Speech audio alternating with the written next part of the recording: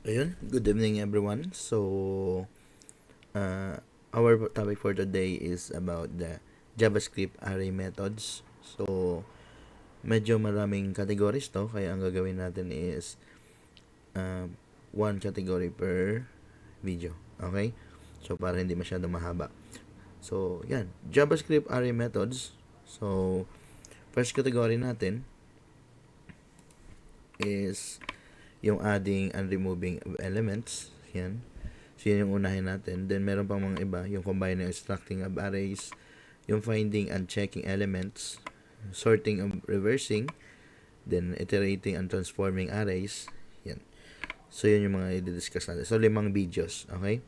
So, first is, sa unang video natin, is yung adding and removing of elements. So, meron tayo dyan yung tinatawag na push. Okay? Push. So, yung push is, I think familiar na kayo dyan sa term na yan kasi kung dumaan kayo sa data structure. So, ang push is a method ng array to add an element or elements doon sa pinakadulo ng array, existing array natin. Okay? Bali doon siya magsisingit sa pinakadulo. Yan. Then, meron naman tayong tinatawag na pop. So, ang pop naman is kabaliktaran ni push. Si pop naman is nagre-remove siya ng isang element from an array. So, isa lang. Hindi siya pwedeng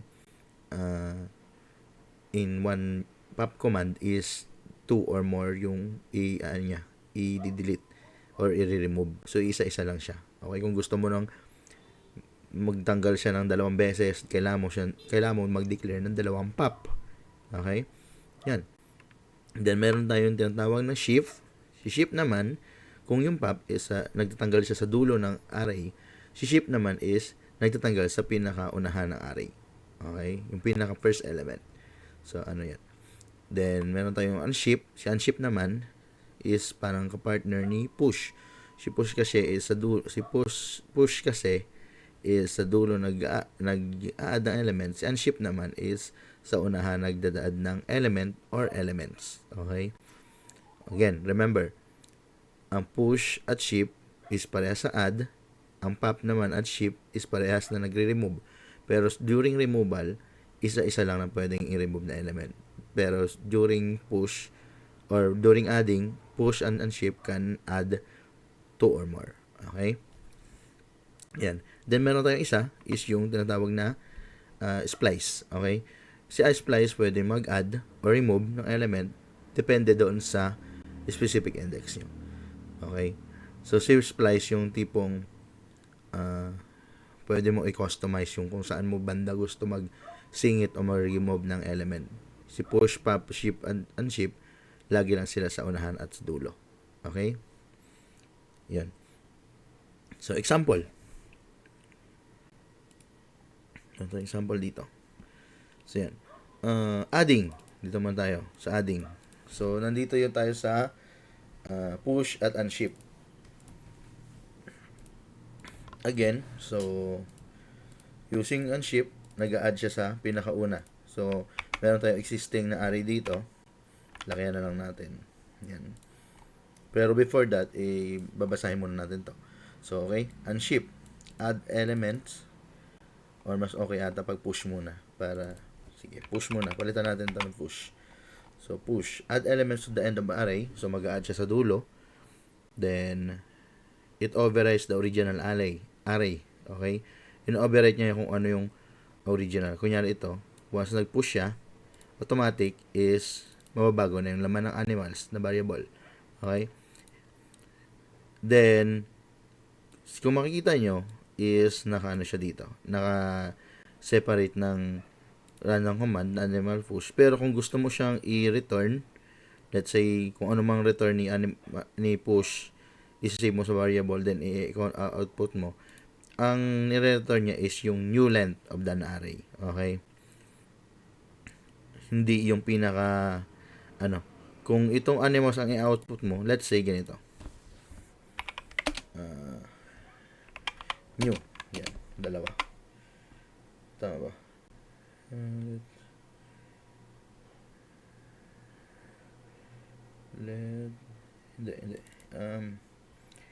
New length. Yan, new length. Then, ang console dito, preserve keyword pala yung new. Pwede. Ayan. So, yan. Iba yung return ng animals. Ito yung array mismo. Then, iba yung return ni new length. Okay, yung sabi dito, yung return, it returns the new length of the array. Okay, so kung dalawa to, then mag-add tayo ng dalawa sa dulo. So, dapat ang output ng animals is itong apat, dog, cat, elephant, lion. Then, ang new length naman natin is 4. Okay, so ang output natin is yan, dog, cat, elephant, lion, then 4. Okay, yan, so, ayusin lang natin yung view para nasa right side siya. Appearance, then panel, so right, yan, so yung output natin, dog, cat, elephant, lion, then 4. Okay, so magkaiba yun, pero kung wala siyang declare, then hindi naman in-output, so wala kang problema yun, hindi nyo naman di-display yun. Okay, yan. Then, how about naman yung yung unship. Ang sabi sa unship, add elements to the beginning of array. So, doon siya sa unahan. Okay? Then, array ship, overwrite na ng original array. So, ma-overwrite nyo itong animals. So, same din, it returns the new length of the array.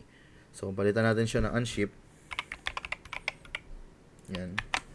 So, ang output natin is elephant, lion, dog, cat. So, sa unahan siya sumingit tong elephant at lion dito sa unahan.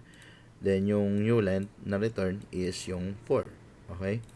So, unari, isa lang natin dito. Itong elephant lang. So, ang mangyari, dapat ang output natin is elephant, dog, cat. Then, ang new length is 3 lang. Yan. Okay? Pero kung ang gamit natin is yung push, so, ang return natin is dog, cat, elephant, then yung 3. Ayan. Okay? So, either sa unahan lang siya or sa dulo.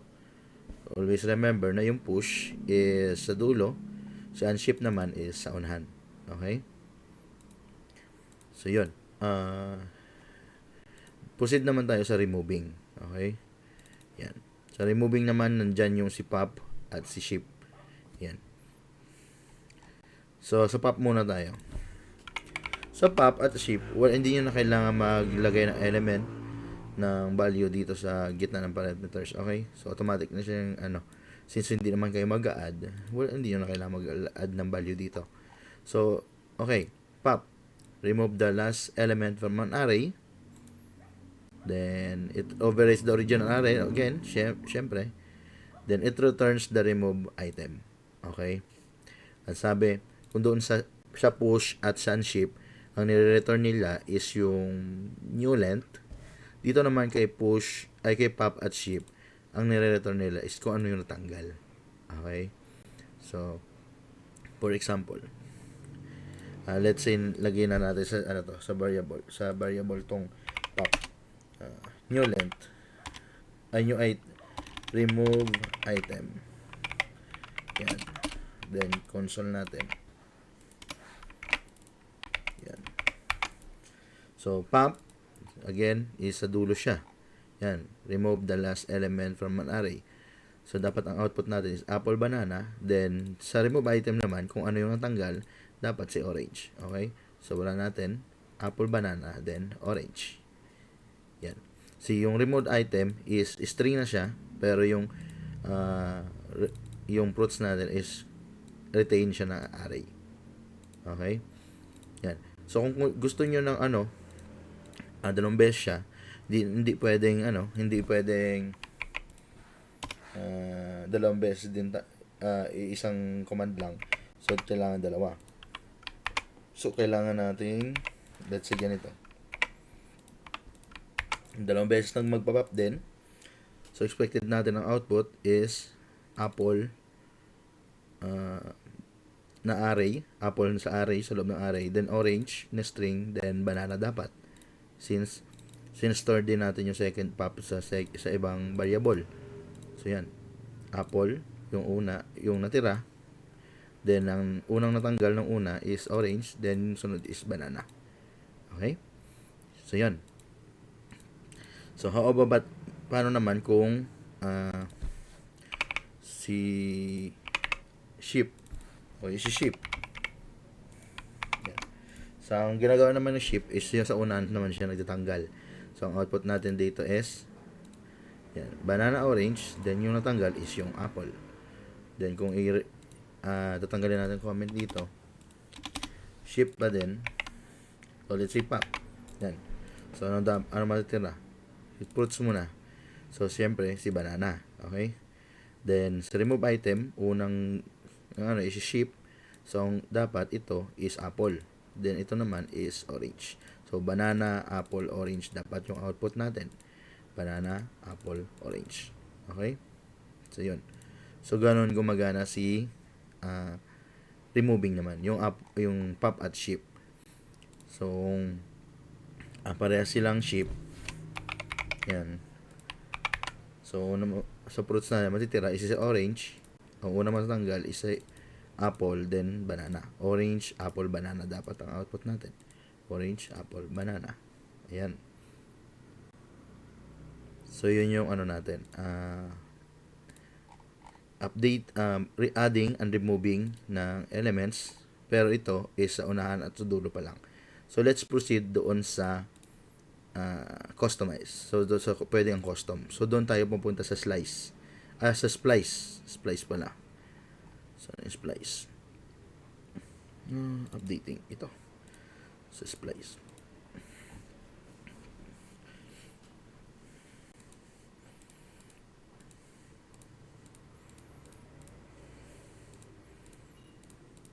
Yan. So, dito. So, ito yung example natin. So, ano ba yung splice? So, splice, adds or removes elements from an array at a specified index. So, sa splice, ang syntax natin, una-una is yung index, kung saan siya mag-start. Second parameter is kung ilan yung tatanggalin natin. Yan, tatanggalin yan. Then, itong third parameter is kung is optional. So, kung meron man ito is yun yung ipapalit doon sa natin, sa item natin. Okay? So, example. Yan. Then ito, it overrides the original array pa rin. Then, kapag store na naman natin yung return value ng splice, and it returns the array containing the remove items, if any. Okay?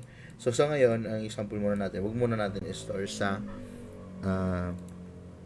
variable. Okay? So, yan. Sabi dito, starting from 0. So, 0, 1, 2. Ito yung 2. Okay? Starting pala niya ng index is 2. Dito tayo mag-start. So, ilan ba yung i-remove natin? 0. So, wala daw. So, ang mangyayari, wala matanggal dito. Okay? Then, itong x, so sa tingin nyo, saan pupunta yung x?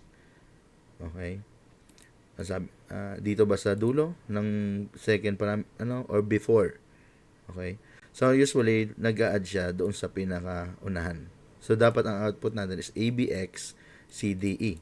Okay? So, output natin is ABX CDE. Yan. So, pag 0, wala siyang mabubura. Pero, let's say, yan, lagyan natin 2. So, starting pa rin sa 2. Yan. Then, ang tatanggalin daw is 2. So, first element, second element. So, papalitan daw yon ng element na x. So, dapat ang output natin is A, B, X, E. Okay. So, yan. A, B, X, E. Okay? So, yung output natin. So, paano naman pag let's say, yan, 3 or 6. Sobra daw yung tatanggalin. Pero dito, multiple yung papalit natin. Let's say, may y. Then, ito naman is start siya ng 3. Okay? Start daw ng element ng index 3. 0, 1, 2, 3. So, sabi, tatanggal daw ng 6. Pero ito, 2 lang. So, ang mangyari, tatanggalin niya lang. So, ang output dapat natin is ABC, XY. Okay? Yan.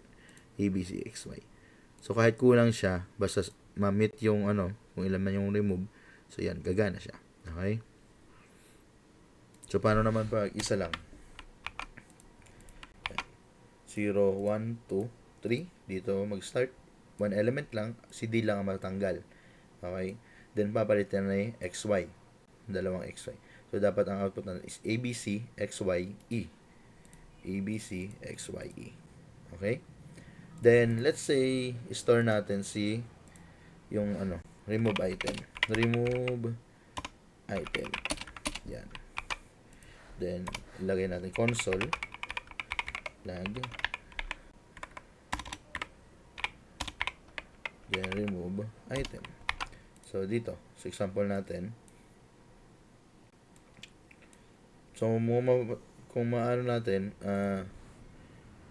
tatanggalin muna natin yun. So, ang mga tanggal dito is yung D. Tama? So, output natin kung tama ba na yung letter D yung tanggal. So, ayan. Okay? So, kung babalik natin 6, ang ma-display lang naman is yung D at E. Yan. So, yun yung tanggal. Pag kinuha natin yung return ng splice. Okay? So, yun yung output natin. So, paano naman pag negative numbers? So, try natin negative numbers. Yan. So, negative 2. Let's say negative 3. Then, let's say 2. Yan. Ang papalit natin is XY pa din. So, yan. So, saan mag-start? So, 0, ay negative 1, negative 2, negative 3. Yan. So, negative 3, dalawa daw. So, tanggalin nyo to. So, dapat ang output natin is AB, XY, E. AB, XY, E. Yan. Then, yung natanggal is yung CD. Okay? So, I think alam niyo na yung pag negative is negative starting ng index is sa dulo mag-start. Negative 1. Okay? So, yun. Ayun yung natin, adding, removing, updating ng elements using the array methods. So, yan. So, next natin is yung tinatawag namang combining and extracting ng arrays. Okay. See you dun sa next video.